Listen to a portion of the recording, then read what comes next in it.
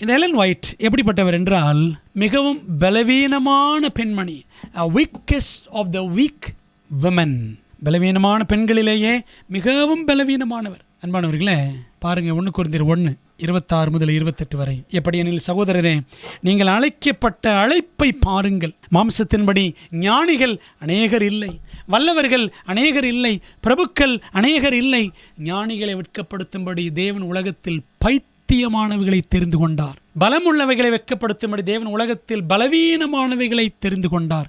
உள்ளவைகளை அவமாக்கும்படி உலகத்தின் இழிவானவைகளையும் அற்பமாய் எண்ணப்பட்டவர்களையும் இல்லாதவைகளையும் தேவன் தெரிந்து கொண்டார் அப்படின்னு நாம் படிக்கிறோம். அப்போ இந்த வசனங்கள்படி பார்த்தால் பைத்தியமானவைகளை, பலவீனமானவைகளை, இழிவானவைகளை தெரிந்து கொண்டு அபாரமாக பயன்படுத்துவதில் அதிசயமானவர் நம் தேவன். அதனால தான் அவர் ஆச்சரியமானவர், அதிசயமானவர் என்று பைபிள் படிக்கிறோம்.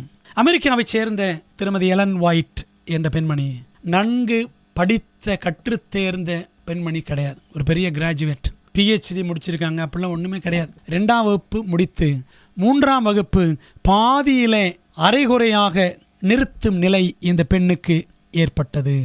9 வயதில் சக மாணவி ஒருத்தி கல் எறிந்ததால் 13 வயசு பெண் ஒருத்தி 9 வயதான இந்த எலன் மீது ஒரு கல் எடுத்து எரிஞ்சிரும். எலனும் அவங்க தோழியும் ஸ்கூல் முடிஞ்சு வீட்டுக்கு போகிற வழியில் அந்த தாக்குதல் நிமித்தம் காயப்பட்ட எலன் 3 வாரங்கள் சுயநினைவில்லாமல் கிடந்து அடக்கம் பண்ணுவதை தவிர வேறு வழி இல்லை, அடக்கத்திற்கு ஏற்பாடு செய்யுங்கள் என்று வருகிற போகிற எல்லாரும் சொன்னார்கள். அற்பமாய் நினைக்கப்பட்ட ஒரு பலவீனமான பெண்மணி.